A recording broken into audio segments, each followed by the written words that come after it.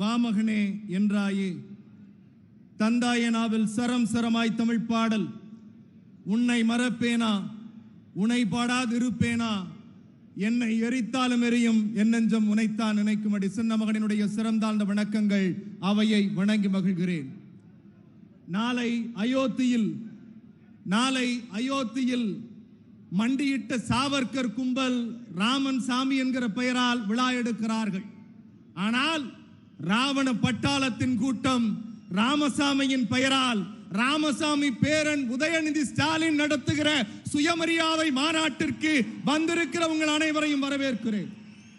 நண்பர்களே, 100 ஏக்கர் நிலம், மாநாட்டினுடைய பிரம்மாண்டம், இளைஞர்கள் ஒன்று திரளுங்கள், மாநில சுய உரிமையை மீட்டெடுப்போம் என்று எம் இயக்கத்தின் எதிர்காலம், நாளைய இயக்கத்தின் தலைவர் அண்ணன் உதயநிதி ஸ்டாலின் ஏறக்குறைய ஓராண்டு காலம் உழைத்து இந்த மாநாட்டை உருவாக்கி இருக்கிறார். இந்த மாநாட்டில் முற்றிலும் இளைய தலைமுறை, இதோ வந்துவிட்டது இளைஞர் பட்டாளம், உம்மை தாங்கி பிடிக்க என்று நாம் கொண்டாடுகிற நேரம் இந்த நேரம். மாண்பிற்குரிய பொதுச் செயலாளர் அமர்ந்திருக்கிறார், கழகத்தினுடைய துணை பொதுச் செயலாளர் அமர்ந்திருக்கிறார், இந்த மாநாட்டினுடைய ஒருங்கிணைப்பாளர் மாண்பிற்குரிய அண்ணன். மாநாடு என்றாலே அண்ணன் நேரு அவர்களுடைய பெயர்தான் என்னாலும் நிலைத்து நிற்கும். நான் பின்னால் உட்கார்ந்து கொண்டு அவர் முன்னால் உட்கார்ந்து இருந்தார். நான் பார்த்த செய்தியை பகிர்கிறேன். அவர் காலில் அணிந்திருக்கிற செருப்பை பார்த்தேன். இந்த 100 ஏக்கரில் நடந்தே அவருடைய செருப்பு தேய்ந்திருக்கிறது நண்பர்களே. அப்படி உழைத்து இந்த மாநாட்டை உருவாக்கி இருக்கிறார். அவருக்கு எங்களுடைய நன்றி. நண்பர்களே, எனக்கு கொடுத்திருக்கிற தலைப்பு அவதூறுகளை அடித்து நொறுக்கும் கழகம். எனக்கு கொடுத்திருக்கிற தலைப்பு அவதூறுகளை அடித்து நொறுக்கும் கழகம்.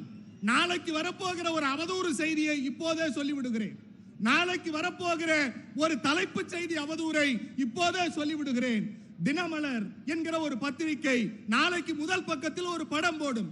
காலை 6 மணிக்கு மாநாட்டுக்கு வெளியில் ஒரு புகைப்படத்தை எடுத்து பாருங்கள், திமுக மாநாடு டனால் பனால் காலி நாற்காலி என்று எழுதுவான். மூளைக்குள்ளே மலம் வைத்திருக்கிறவர்களுக்கு எத்தனை முறை சொன்னாலும் தோழர் பத்தாது. நாங்கள் அவதூறுகளை அடித்து நொறுக்குவதற்கு எங்கள் இளைஞர் படை இருக்கிறது. வரலாற்றுடைய பின்பக்கங்களுக்கு நான் போய் பார்க்க எத்தனிக்கிறேன். வரலாற்றினுடைய பக்கங்கள், பொதுச் செயலாளர் உட்கார்ந்திருக்கிறார். இந்த என்னுடைய வயதிற்கு மேற்பட்ட 2 வயது அனுபவம் உடையவர் இந்த இயக்கத்தில். பேரறிஞர் அண்ணா 1949 செப்டம்பர் 18 மாலை பேசுகிற போது சொன்னார், நான் இங்கே நடப்போகிறது ஒரு ஒட்டு மாஞ்செடி. இந்த ஒட்டு மாஞ்செடி வளரும், கிளை விடும், பூக்கள் பூக்கும், கிளைகள் விட்டு இலைகள் வரும், காய்கள் வரும், கனிகள் வரும். ஆனால் அந்த கனிகளை ஒன்று புசிப்பதற்கு நானோ என் தம்பி கருணாநிதியோ இங்கே இருக்க மாட்டோம். ஆனால் இந்த நட்டப்போகிற அந்த மாமரத்தின் கீழ் தமிழினம் தன்மானத்தோடு வாழும். அந்த வாழ்க்கை பிடிக்காமல் ஆரிய பார்ப்பன கூட்டம் அந்த மரத்தின் மீது கல்லெறியும் என்று அண்ணா கழகம் தொடங்குகிற போதே ஆரிடம் சொன்னார். ஆகவே தான் நாங்கள் இன்றைக்கு கல்லடிபட்டுக் கொண்டிருக்கிறோம். தந்தை பெரியார் இந்த இயக்கத்தை தொடங்குகிற போது சொன்னார்கள், தந்தை பெரியாரின் மீது சுமத்தப்பட்ட அவதூறுகள். அதற்கு பிறகு பேரறிஞர் அண்ணா இயக்கம் கண்டார், மாநில சுயாட்சி பேசினார். அண்ணாவை என்னவெல்லாம் விமர்சனம் செய்தார்கள். அண்ணாவை இந்த இயக்கத்தில் இருக்கிற தலைவர்களுடைய கொள்கைகளை எவனும் விமர்சனம் செய்துவிட முடியாது. ஆனால் எல்லோரையும் தனிநபர் தாக்குதல். அண்ணா தேர்தலில் நிற்கிறார். அன்றைக்கு இருந்த காங்கிரஸ்காரர்கள் வேசியின் மகன் தேர்தலில் போட்டியிடுகிறார் என்று போட்டபோது அண்ணா சொன்னார், அண்ணா கொதித்தெழுந்தார்கள் தொண்டர்கள், போனார்கள், போய் நின்றார்கள், நின்று சொன்னார்கள், அண்ணா உன்னை வேசி மகன் என்கிறார்கள், எங்களுக்கு கொந்தளிக்கிறது என்று சொன்னபோது அண்ணா சொன்னார், அந்த இடத்தில் போய் ஒரு விளக்கை பற்றவை, மக்கள் எல்லோரும் பார்க்கட்டும், அவர்கள் லட்சணம் அங்கே தெரியும் என்று அவதூறுகளுக்கு பாடம் கற்பித்தவர் இந்த இயக்கத்தின் தந்தை பேரறிஞர் அண்ணா. நாங்கள் அதையும் படித்திருக்கிறோம். அண்ணாவிற்கு பிறகு நான் கால ஓட்டத்தில் மிக விரைவாக நகருகிறேன், நேரம் குறைவு, இன்னும் மூத்த தலைவர்கள் பேச இருக்கிறார்கள். நண்பர்களே, இந்த இயக்கத்தில் நான் இந்த நேரத்தில் ஒருவரை நினைவு கூற வேண்டும் என்று சொன்னார், இந்த இடத்தில் ஒருவர் இருக்க வேண்டும் என்று எத்தனித்தால் அவர் நம் உயிரெல்லாம் நிறைந்திருக்கிற முத்தமிழறிஞர் டாக்டர் கலைஞர் அவர்கள் தான் இந்த இடத்தில் அமர்ந்திருக்க வேண்டும். அப்படி அவர் அமர்ந்திருந்தால் என்ன செய்திருப்பார்? வா தம்பி உதயநிதி, இதோ பார் உன் தலைமையில் கருப்பு சிவப்பு பட்டாளம் என்று என் அண்ணன் உதயநிதியை உச்சி முகர்ந்து கொண்டாடி இருப்பார். அந்த காட்சியை நாங்கள் பார்க்க எத்தனிக்கிறோம். ஆம் நண்பர்களே, ஆம் நண்பர்களே, கலைஞர் மீது சுமத்தாத அவதூறுகளா, அவதூறு சாணிகளை ஏறி இறைத்தது பார்ப்பனிய பனியா கும்பல். பார்ப்பனிய பனியா கும்பல் சாணத்தை வீசி எறிந்தது.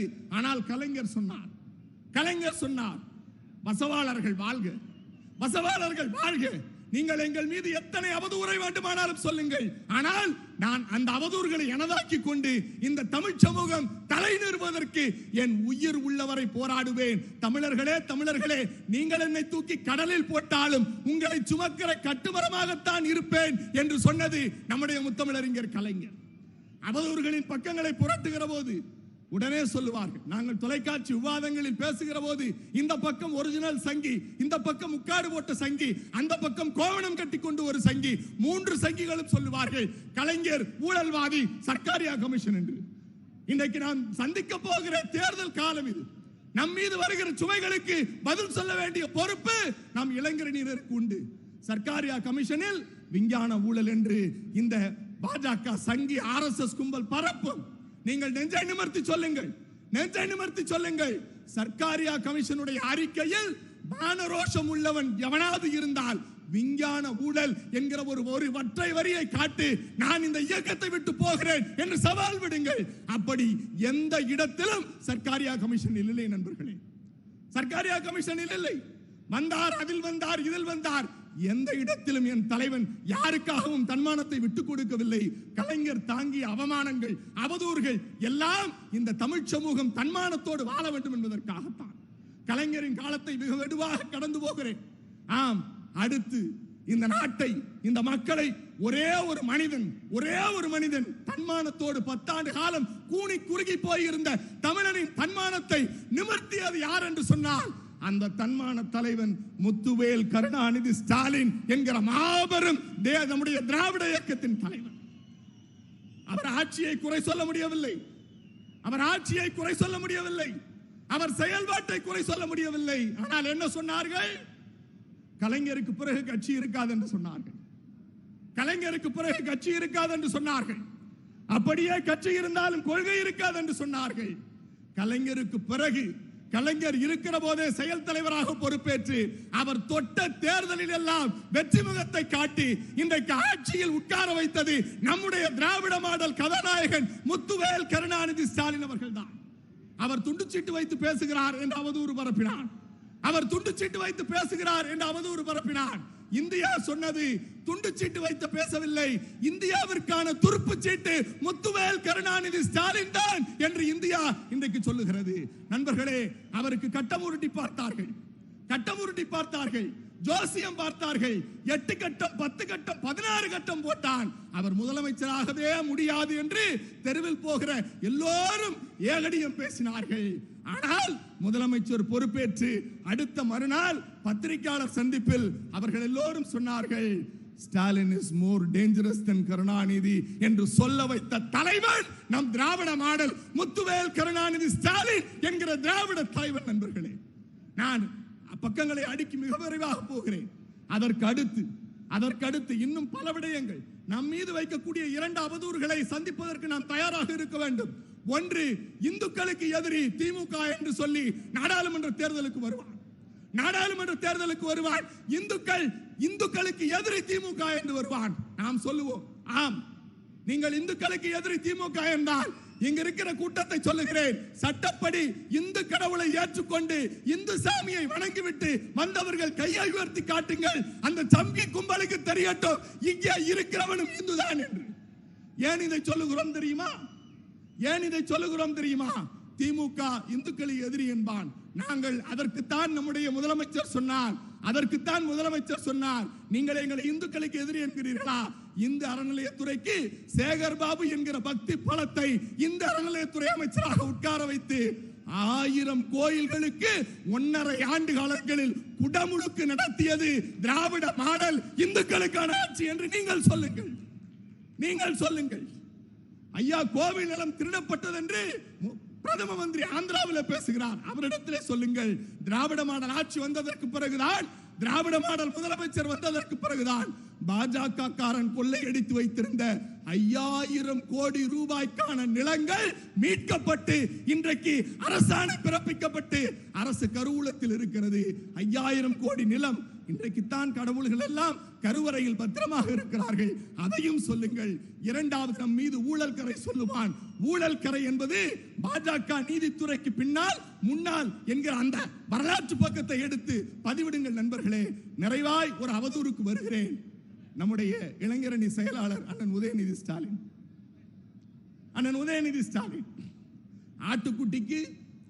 ஆட்டுக்குட்டிக்கு தன் மனைவியை விட அதிகமாக நினைவுக்கு வருபவர் நம்முடைய இளைஞரணி செயலாளர் அண்ணன் உதயநிதி ஸ்டாலின் அவர்கள் தான். நண்பர்களே, ஒரு செய்தி சொல்லுகிறேன். அவர் கேட்கிறார், அவருக்கு என்ன தகுதி இருக்கிறது அமைச்சராக இருக்கிறார் என்று. இங்கே இருக்கிற இளைஞரணி பட்டாளத்தை பார்.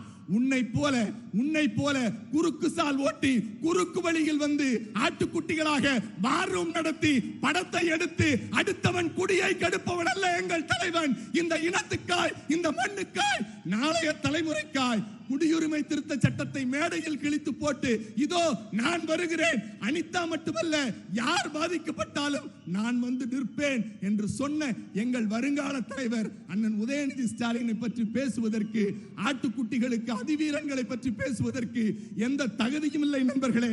ஒற்றை செய்தி சொல்லி நான் முடிக்கிறேன். எனக்கு சீட்டு வைத்து விட்டார்கள். நாங்கள் ஏன் அவரை ஏற்றுக்கொள்ளுகிறோம்? அவர் ஒரே ஒரு செய்தி சொன்னார். சாவர்கர்கள் நீதிமன்றத்தில் மன்னிப்பு கேட்டார்கள். ஆனால் சனாதனம் குறித்து பேசிய போது நீதிமன்றத்துக்கு வழக்கு போனது. அண்ணன் உதயநிதி ஸ்டாலின் நீதிமன்றத்திற்கு வந்தார். அந்த நீதிமன்றத்தில் அவர் சொன்ன வாக்குமூலம் என்ன தெரியுமா? இளைஞர்களை தெரிந்து கொள்ளுங்கள். At this juncture, it is crucial to point out that Tamil Nadu is a land where the bungle of social justice sounded and lowest 20th century.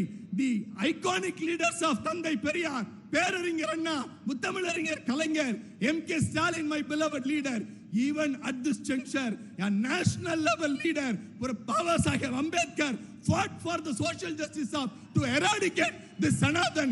I will follow up என்று சொன்னார். நண்பர்களே, தந்தை பெரியார் பேசியதை, அண்ணா பேசியதை, கலைஞர் பேசியதை, முத்துவேல் கருணாநிதி ஸ்டாலின் பேசிய சனாதன ஒழிப்பை நான் பேசுவேன், பேசிக் கொண்டிருப்பேன், என்னாலும் பேசுவேன் என்று சனாதனத்தின் வேரறுக்க இந்த திராவிட சமூகத்திற்கு நம்முடைய முத்துவேல் கருணாநிதி ஸ்டாலின் அவர்கள் கொடுத்திருக்கிற மாபெரும் கொடை நம்முடைய அண்ணன் உதயநிதி ஸ்டாலின். அவர் கரத்தை வலுப்படுத்துவோம். வெல்க திராவிடம், வாழ்க அண்ணன் முத்துவேல் கருணாநிதி ஸ்டாலின் அவர்கள் புகழ் என்று சொல்லி வாய்ப்பளித்தமைக்கும் வாய்மொழி கேட்டமைக்கும் நன்றி பாராட்டி விடைபெறுகிறேன். நன்றி, வணக்கம்.